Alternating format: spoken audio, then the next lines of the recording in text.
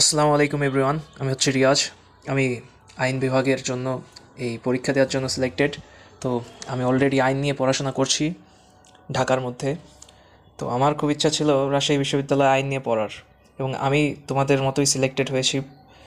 আগেরবার আমি রাজশাহী বিশ্ববিদ্যালয়ে চান্স পাওয়ার পরে আমি এখানে পড়তে যাই নাই, কারণ এখানে পড়ার জন্য যে হল থাকে সেটা আসলে বরাদ্দ করে 3 বছর পর, এবং এই পরীক্ষাগুলো যেটা রাজশাহী যেয়ে দিতে হবে, আমার রাজশাহীতে কোনো আত্মীয় স্বজন নেই। তো এই কারণে হচ্ছে আমি রাজশাহী যে পরীক্ষা দিতে পারবো না। এখান থেকে 6 ঘন্টা পরবর্তীতে আমার হচ্ছে যে এই রাজশাহীর পড়া আর কি পরীক্ষাটা দিতে হবে, এবং পরবর্তীতে থাকা খাওয়া এই সমস্ত কিছু বিবেচনা করায় আমি আগের বার হচ্ছে রাজশাহী বিশ্ববিদ্যালয়ে চান্স পেয়েও যাইনি। এবার ল নিয়ে পড়ার খুব ইচ্ছা ছিল, ল পেয়েও এবার পড়তে পারলাম না। এবং আজ হচ্ছে 4 তারিখ এবং পরীক্ষাটা হচ্ছে 7 তারিখ। তো ইচ্ছা ছিল আমার, তবে আমার পরিবার আমাকে ছাড়তে চায় না। তো কথা না বাড়িয়ে আমি হচ্ছে ফেসবুক এবং ইউটিউবে অনেক খোঁজাখুঁজি করে যে কোন বিষয়গুলো পড়লে আসলে কমন পাবো, এবং কোন টপিকগুলো আসলে একটা পথ না থাকলে তুমি বুঝতে পারবা না যে এখানে কি তোমার পড়াশোনা করা উচিত এবং কি পড়লে তুমি কমন পাবা। তো আমি তোমাদেরকে কিছু যেই জিনিসগুলো আসলে আমার মনে হয় রাজশাহী বিশ্ববিদ্যালয়ে আসতে পারে, কম্প্রিহেনশন এবং ইসে নিয়ে যারা খুব চিন্তায় আছো তাদের জন্য এই ভিডিওটা কাজে লাগবে। তো আমি স্ক্রিনে দেখাচ্ছি তোমাদেরকে, এটা হচ্ছে 47তম বিসিএস পরীক্ষার প্রশ্ন, এবং ইসে এবং কম্প্রিহেনশনে এবার ল থেকে আমি যেটা নিজে বুদ্ধিমত্তা দিয়ে চিন্তা করতে পারছি সেটা হচ্ছে যে এবার অবশ্যই আর্টিফিশিয়াল ইন্টেলিজেন্স থেকে একটা না একটা প্রশ্ন তুমি পাবাই, হয় কম্প্রিহেনশন আসবে হয় ইসে আসবে। এটা হচ্ছে তোমার বিষয়। তো তোমাদেরকে এই টপিকটার উপর খুব ভালো একটা কমেন্ট থাকতে হবে, তোমাদেরকে এই টপিকের উপর খুব ভালো একটা প্রিপারেশন থাকতে হবে। এআই নিয়ে ইসে হোক কিংবা কম্প্রিহেনশন আসবেই, এটা তুমি শিওর থাকো। স্ক্রিনে দেখতে পাচ্ছ এটা হচ্ছে 47তম বিসিএস এর প্রশ্ন। আশা করি এটা হুবাহু কপি করবে না। কম্প্রিহেনশন, রিডিং কম্প্রিহেনশনের এটা দেখো তুমি, এটা তুমি স্ক্রিনে চাইলে পড়ে নিতে পারো। আসলে এত বড় যদি আমি পড়ার চেষ্টা করি তাহলে ভিডিওটা অনেক লং হবে।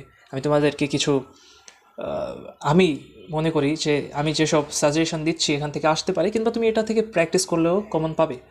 তো আমি যেমনটা বলছিলাম, এবার দেখো 47তম বিসিএস এর প্রশ্ন কি এসেছে। এখানে প্রশ্ন আছে, how do AI integrate various elements to perform task traditionally done by humans. এটা হচ্ছে ফার্স্ট কোয়েশ্চেন। দ্বিতীয়টি হচ্ছে mention the key milestone in the historical development of AI.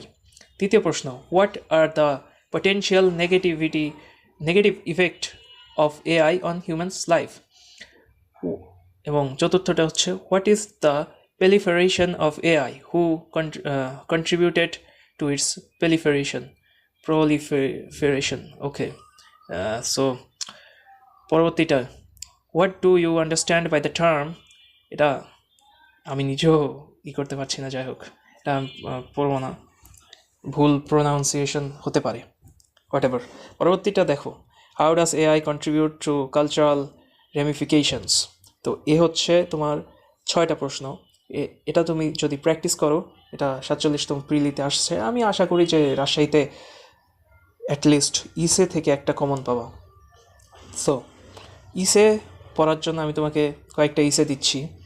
AI সম্পর্কিত ইসে 100% আসতে পারে, আর না হয় কম্প্রিহেনশন আসবে। যাই হোক, এখানে আমি তোমাকে 2টি ইসে দিচ্ছি, labour migration as a human right, এবং দ্বিতীয়টি হচ্ছে digital divide, causes and consequences.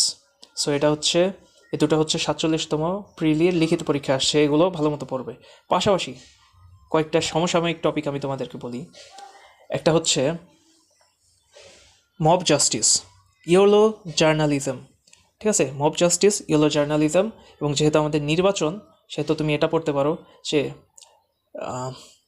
গণভোট, এটাকে বলা হয় রেফারেন্ডাম, কিংবা প্লাভিসাইড সম্পর্কেও আসতে পারে। তো এখান থেকেও তুমি কমন পেতে পারো। এবার আমি তোমাদেরকে আরও কিছু ইসে এবং তোমাদের সাজেশন দিচ্ছি, যেগুলো হচ্ছে তোমার এখানে দেখতে পাচ্ছ। তো যেমনটা তুমি এখানে দেখতে পাচ্ছ, judicial leadership for good governance, এটা 16তম বিজিএসে আসছে। এই রিসোর্সগুলো তোমরা অনেকেই খুঁজে পাও না, এর জন্য আমি তোমাদেরকে দিচ্ছি। তো দ্বিতীয়টি দেখো, intellectual colonization and national education. তৃতীয়টি, the world energy crisis and preparation of Bangladesh. Russia Ukraine war, এটা আসতে পারে না। এবার আরও কিছু আইডিয়া তোমরা নিতে পারো। এখানে দেখতে পাচ্ছ, good thoughts shines out of the face. পরবর্তী আরও 3টি আছে, তোমরা চাইলে এটা পড়তে পারো। এখানে তেমন গুরুত্বপূর্ণ আমি মনে করছি না, তবে এবার 17তম বিজিএসের যেই প্রশ্নগুলো আসছে সেই সম্পর্কে আমি তোমাদেরকে ধারণা দিই। এটা থেকে তুমি কমন পেতে পারো জুডিশিয়াল রিফর্ম ইন বাংলাদেশ, যেহেতু এটা ল বিষয়ের একটা পরীক্ষা, ইংলিশেও তুমি কমন পেতে পারো। আর এখানে সবচেয়ে গুরুত্বপূর্ণ হচ্ছে, if I were the prime minister of Bangladesh. এই প্রশ্নটা যদি আসতো ভাই, আমার চেয়ে ভালো কেউ দিতে পারতো না। এই প্রশ্নটা আসার সম্ভাবনা খুবই বেশি, পড়তে পারো, এটা খুবই আইডিয়াল একটা প্রশ্ন। তো এখানে 2 নম্বরে আছে democracy, development and corruption, Bangladesh perspective. এগুলো তুমি এআইতে লিখবা যে এআই আমাকে ইসে লিখে দাও, তো অটোমেটিক এআই তোমাকে এই ইসেগুলো লিখে দেবে।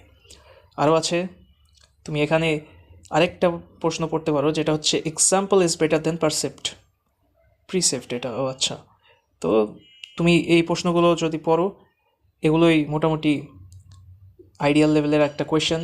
অন্তত তুমি এখান থেকে কমন পাবে, আর না পেলেও তুমি প্র্যাকটিস করতে পারতেছো। তো এই যে প্র্যাকটিস করতে পারছো, এটাই কিন্তু অনেক বড় একটা বিষয়। তো তোমরা প্র্যাকটিস করো। আমি পরীক্ষাটি দেওয়ার খুব ইচ্ছা ছিল, তবে ঢাকা থেকে রাজশাহী যাওয়া এবং রাজশাহীতে বসবাস করে পড়ালেখা করা অনেক কঠিন হবে, এই কারণে আমি যাচ্ছি না। আমার খুব স্বপ্ন ছিল রাজশাহীতে আইন পাওয়ার, কিন্তু আগেরবার আইন পাইনি, নিজের ভুলের কারণেই পাইনি।